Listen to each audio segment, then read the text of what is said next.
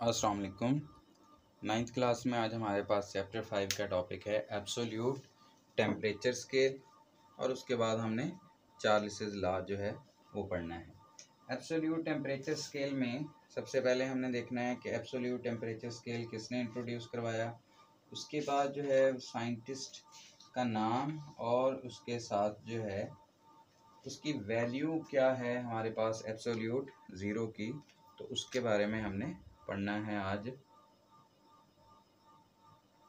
Lord kelvin introduced absolute temperature scale और kelvin scale. Lord kelvin ये scientist का नाम है, इसने फर्स्ट टाइम जो है वो एब्सोल्यूट टेम्परेचर, टी का मतलब टेम्परेचर है, एब्सोल्यूट टेम्परेचर स्केल जो है वो लॉर्ड केल्विन ने इंट्रोड्यूस करवाया था। This scale of temperature starts from zero kelvin. ये क्या है, ये ज़ीरो है और ये के केल्विन, इसको ओके नहीं पढ़ना, ज़ीरो केल्विन, ज़ीरो केल्विन। आर केल्विन में वैल्यू जो है वो ज़ीरो है, या सेल्सियस में देखोगे तो वो कितनी है -273.15 सेल्सियस। सेल्सियस में कितनी है, सेंटीग्रेड में -273.15, which is given the name of absolute zero. ये बात एमसीक्यू में भी पूछते हैं कि एब्सोल्यूट वैल्यू की जो है एब्सोल्यूट ज़ीरो टेम्परेचर की वैल्यू क्या है। सेल्सियस में -273 है और केल्विन में ज़ीरो है। ये आगे उसकी डिफाइन है, it is the temperature at which the ideal gas would have zero volume. ये वो टेम्परेचर है जहाँ पे आइडियल गैस का वॉल्यूम क्या होना चाहिए, ज़ीरो होना चाहिए। वो टेम्परेचर जहाँ पे आइडियल गैस का वॉल्यूम कितना होना चाहिए था या होना होगा, ज़ीरो होगा, तो ऐसे टेम्परेचर को हम क्या कहेंगे, एब्सोल्यूट ज़ीरो टेम्परेचर। ये ओरिजिनली टेम्परेचर एग्जिस्ट नहीं करता, ठीक है, लेकिन ये एक हाइपोथेटिकल, एक मफरूज़ा फ़र्ज़ी तौर पे ये बताया गया कि ऐसा होना चाहिए या ऐसा हो सकता था, लेकिन अभी तक ऐसा टेम्परेचर पॉसिबल ही नहीं है। अब इसको अगर हम देखें कि इसको ज़ाहिर कैसे करते हैं, फॉर एग्ज़ाम्पल ये केल्विन स्केल है, तो ज़ीरो केल्विन से स्केल ये शुरू होता है और फिर ऑनवर्ड 273 और फिर 373 ऊपर चलता जाएगा। अगर यहाँ पे हम देखें तो 273 केल्विन जो है वो ज़ीरो सेल्सियस के बराबर है। 273 केल्विन हो तो सेल्सियस में कितनी वैल्यू होती है, ज़ीरो सेल्सियस। अब ये 273 से अगर नीचे आए, ज़ीरो से स्टार्ट करें, तो यहाँ पे ज़ीरो से ये नीचे आना शुरू हो जाएगा और ज़ीरो से फिर जब नीचे आते हैं तो माइनस में वैल्यू आती है। तो सेल्सियस की जो वैल्यू है वो कितनी है, -273 सेल्सियस, और केल्विन की वैल्यू कितनी होगी, ज़ीरो केल्विन। अब अगला नेक्स्ट जो है ये है शॉर्ट क्वेश्चन के पॉइंट ऑफ व्यू से भी इम्पॉर्टेंट है। अगर मेरे पास टेम्परेचर सेल्सियस स्केल में गिवन हो और मैंने उसे कन्वर्ट करना हो केल्विन में, तो क्या करना चाहिए, जो सेल्सियस में टेम्परेचर गिवन है उसमें 273 जमा कर दें। 273 जमा करेंगे तो आपके पास जो सेल्सियस वाला टेम्परेचर है वो किस में कन्वर्ट हो जाएगा, वो केल्विन में कन्वर्ट हो जाएगा। मसलन मैं कहता हूँ मेरे पास जो है वो 25 सेल्सियस टेम्परेचर है, इसे केल्विन में कन्वर्ट करना है, तो क्या करें, 25 में क्या करें, 273 हम क्या कर देते हैं, ऐड कर देते हैं, तो ये जो है मेरे पास 298 टेम्परेचर आ जाएगा। ये क्या होगा, 298 केल्विन होगा। अब इसी तरह इसके ऑपोजिट हैं, अगर केल्विन में पहले दिया हुआ है तो उसमें से 273 माइनस कर दें तो आपके पास जो टेम्परेचर है वो किस में चला जाएगा, वो चला जाएगा आपके पास सेल्सियस स्केल में। ये शॉर्ट क्वेश्चन और एमसीक्यू के पॉइंट ऑफ व्यू से इम्पॉर्टेंट है। नेक्स्ट है हमारे पास चार्ल्स लॉ। फ्रेंच साइंटिस्ट था जे चार्ल्स, उसने 1787 में ये लॉ पेश किया था। इस लॉ के मुताबिक क्या है हमारे पास,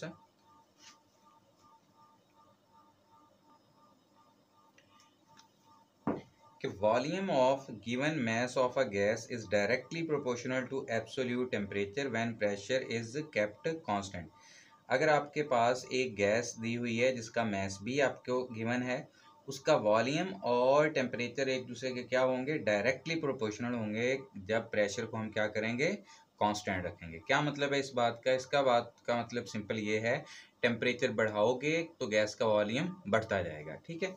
मैथमेटिकली अगर इस बात को देखें हम तो V डायरेक्टली प्रोपोर्शनल T के, V is equal to KT, where K क्या है, प्रोपोर्शनैलिटी कांस्टेंट, और V बटा T बराबर किसके आ जाएगा, K के। When T is increased volume is also increase. Temperature बढ़ाओगे तो वॉल्यूम बढ़ेगा। इसका मतलब V1/T1 बराबर किसके होगा, के के। तो V2/T2 बराबर किसके आ जाएगा, के। ठीक है, जैसे हमने बॉयज लॉ में पढ़ा था सेम वही बात है। V1/T1 इज इक्वल टू के, V2/T2 इज इक्वल टू के। अगर राइट साइड इक्वेशन की बराबर है, कांस्टेंट बराबर हैं, तो वेरिएबल्स भी बराबर होने चाहिए। इसका मतलब V1/T1 बराबर होगा V2/T2। अब नेक्स्ट है हमारे पास एक्सपेरिमेंटल वेरिफिकेशन। इसकी हमारे पास एक सिलेंडर है जिसके ऊपर प्रेशर जो है वो कांस्टेंट है। उसका टेम्परेचर T1 कितना है, 25 सेल्सियस, और वॉल्यूम V1 कितना है, 50 cm3। जब उसको हम हीट करते हैं, गर्म करते हैं, तो उसका टेम्परेचर 100 सेल्सियस हो जाता है और वॉल्यूम 62.5 cm3 हो जाता है। तो आपने देखा कि टेम्परेचर बढ़ाने से क्या हो गया, वॉल्यूम बढ़ गया है। अब अगर आप इनकी value V1/T1 is equal to के मालूम करना चाहते हैं और V2/T2 इज इक्वल टू के मालूम करना चाहते हैं, तो आपको क्या करना चाहिए, याद रखें टेम्परेचर को आपने सेल्सियस में किस में कन्वर्ट करना है, सेल्सियस से केल्विन में। पहले 273 जमा 25 करेंगे और फिर उसका किसके साथ रेशो लेंगे, 50/298 हो जाएगा। ठीक है, इसको आपने डिवाइड करके खुद देखना है क्या आंसर आता है। उसके बाद T2 कितना है, 100 सेल्सियस, 273 इसमें ऐड कर देंगे और 62.5 cm3 ऊपर और 393 जो है वो आप नीचे रख के इसको डिवाइड करेंगे, तो आपके पास जो आंसर आएगा वो के का आंसर होगा और दोनों का आंसर क्या आएगा, सेम आएगा। तो ये था हमारे पास आज का सिंपल सा topic. Absolute temperature scale Lord kelvin ने इंट्रोड्यूस करवाया था और इसकी वैल्यू क्या है, 0 केल्विन या 273.15 सेल्सियस, और ये वैल्यू किस में है, माइनस में है। और इसको एब्सोल्यूट जीरो का नाम दिया गया। ये वो टेम्परेचर है जहाँ पे आइडियल गैस का वॉल्यूम कितना होना चाहिए, 0 वॉल्यूम।